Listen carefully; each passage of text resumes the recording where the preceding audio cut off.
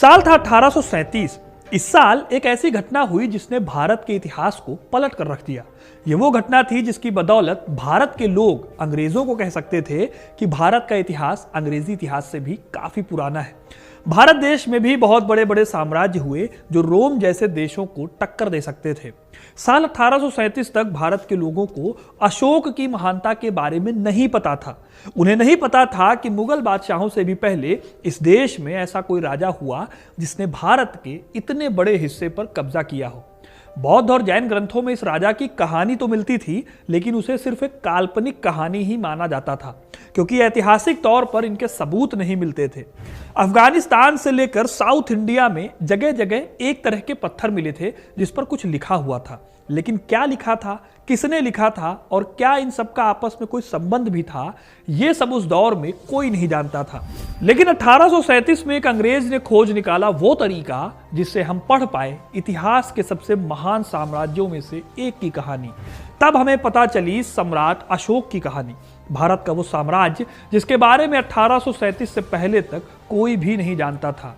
एक गुम साम्राज्य जिसके सबूत थे लेकिन उन्हें कोई पहचान नहीं पा रहा था। 1837 में इंडिया के एक अधिकारी जेम्स प्रिंसेप ने पहली बार पढ़ी थी ब्राह्मी और खरोष्ठी लिपि। कभी बौद्ध और जैन ग्रंथों में माने जाने वाले मिथिक कैरेक्टर को तब एक ऐतिहासिक राजा की स्वीकृति मिली जब जेम्स प्रिंसेप ने उनके लिखे अभिलेखों को पढ़ने का तरीका ढूंढ लिया जो अफगानिस्तान से लेकर कर्नाटक तक फैले हुए थे।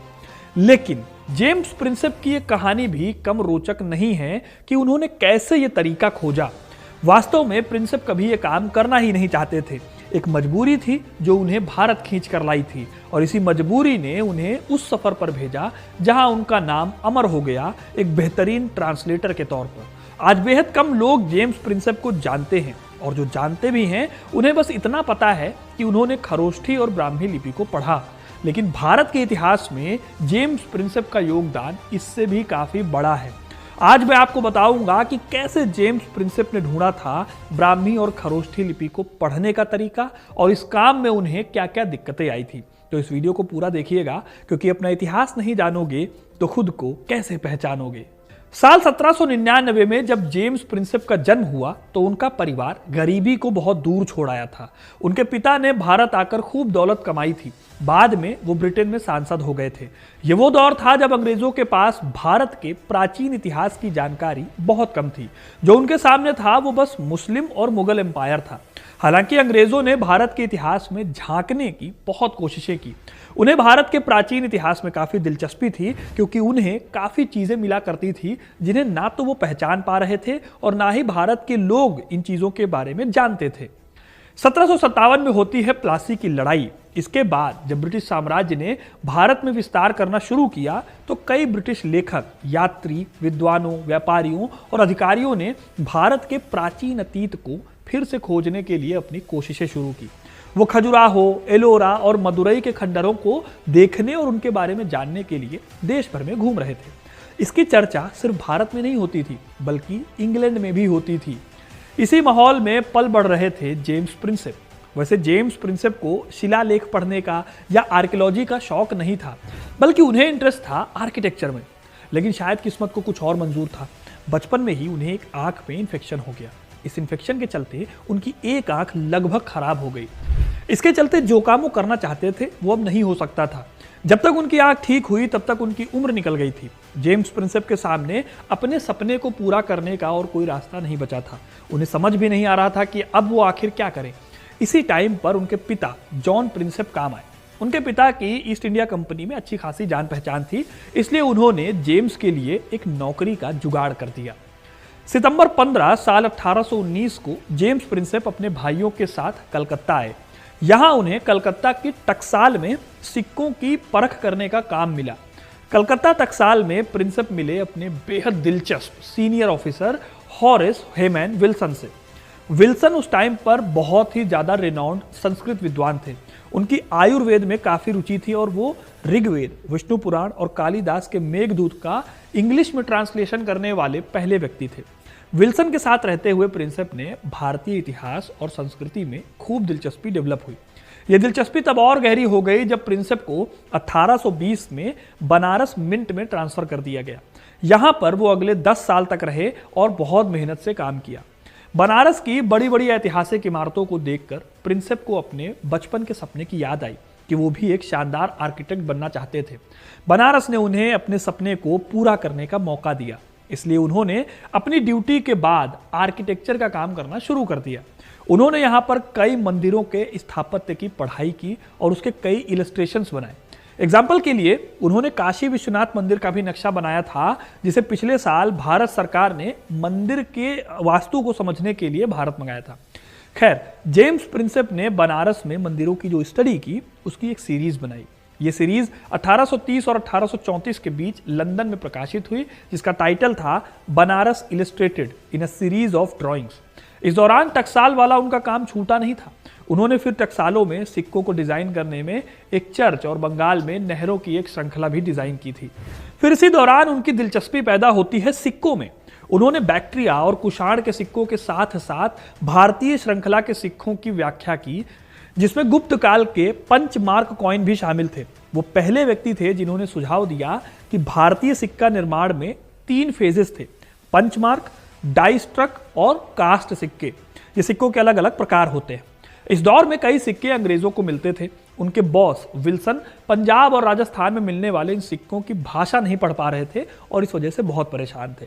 प्रिंसेप ने फिर इस दौरान इन सिक्कों की लिस्टिंग शुरू की और इसके साथ ही उनके अंदर कौतूहल पैदा हुआ उन शिलालेखों के बारे में जानने के लिए जिसमें कुछ अजीब सी भाषा लिखी हुई थी, लेकिन भारतीय या फिर अंग्रेज कोई भी उसे पढ़ नहीं पा रहा था। हैरानी की बात यह थी कि ये स्तंभ सिर्फ पंजाब या राजस्थान में नहीं मिले थे। 1833 ईस्वी में दिल्ली के फिरोज शाह कोटला में भी ऐसे ही लेख मिले और ठीक ऐसे ही अभिलेख इलाहाबाद के किले में भी पाए गए। प्रिंसेप ने इस बारे में अपनी डायरी में यह लिखा था: मैं इलाहाबाद में पड़े इस बेहद दिलचस्प स्तंभ को, जो तेजी से खराब हो रहा था, इसके संरक्षण के बिना आगे बढ़ पाना संभव नहीं था। एक बार जब यह अलग अलग पत्थरों पर लगभग एक जैसा लिखा हुआ टेक्स्ट मिल गया तो प्रिंसेप ने इसे डिकोड करने का काम शुरू किया। संस्कृत के एक एक्सपर्ट की हेल्प लेकर वो इलाहाबाद के शिलालेख के एक छोटे से हिस्से को पढ़ने में कामयाब हो गए। इस अभिलेख में लिखा हुआ था समुद्रगुप्त। इस अभिलेख में समुद्रगुप्त के नाम के किसी राजा की कई विधियों का उल्लेख था, लेकिन अभी भी वो कई शब्द ऐसे थे जिनको पढ़ नहीं पा रहे थे। उन्हें समझ नहीं आ रहा था कि वो आखिर गलती कहां पर कर रहे हैं। समुद्रगुप्त के दौर में इस्तेमाल होने वाली ब्राह्मी लिपि को उन्होंने समझ लिया था, लेकिन अशोकन ब्राह्मी को अभी भी डिकोड करना बाकी था। हालांकि प्रिंसेप ने हार माने बिना इस काम को लगातार जारी रखा। इस बीच एक और स्तंभ मिलता है बिहार के बेतिया जिले में।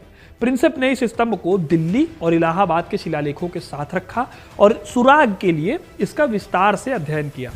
फिर आखिरकार वो कामयाब भी हुए, जिसके बारे में उन्होंने लिखा: तीनों शिलालेखों में अन्य समान शब्द खोजने के उद्देश्य से सावधानी पूर्वक तुलना करने पर मैं एक अत्यंत महत्वपूर्ण खोज पर पहुंचा। वो एक खोज थी कि तीनों शिलालेख एक जैसे थे। अब दोस्तों, ये पहली कड़ी थी, एक सुराग था, लेकिन अभी भी उन्हें पता नहीं था कि जो लिखा है उसका आखिर मतलब क्या है। फिर जेम्स 4 सालों तक इस प्रोजेक्ट पर लगे रहे। उन्होंने दिन रात इसी काम में बिता दिए।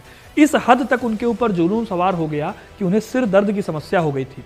दिन में वो टकसाल का काम करते और रात में शिलालेख और सिक्कों को पढ़ने में गुजार देते थे। इस दौरान उन्होंने इन सिक्कों की स्टडी करते हुए बहुत बड़ा नेटवर्क खड़ा कर लिया था। जो भी सिक्के और शिलालेख मिलते थे उनके बारे में जेम्स प्रिंसेप को सबसे पहले खबर लगती थी। फिर फाइनली आता है साल 1837, जब उनके हाथ एक बड़ी खबर लगती है।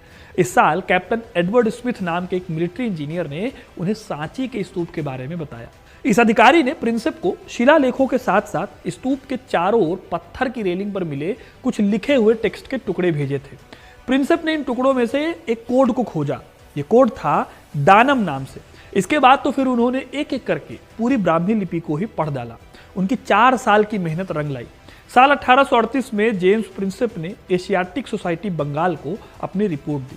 पता चला कि ये शिलालेख देवनामपिय पियदस्सी नाम के राजा के आदेश पर लिखे गए थे, जिसने अपना धर्म बदल लिया था। एक बार जब यह खोज हो गई तो कई कनेक्शन मिलने लगे। श्रीलंका में बौद्ध धर्म के इतिहास को पढ़ने वाले इतिहासकार जॉर्ज टर्नर ने बताया कि उन्हें बौद्ध ग्रंथों से पता चला है कि पियदस्सी एक भारतीय राजा अशोक के लिए इस्तेमाल किया जाने वाला टाइटल है, जो चंद्रगुप्त मौर्य नाम के राजा का पोता है।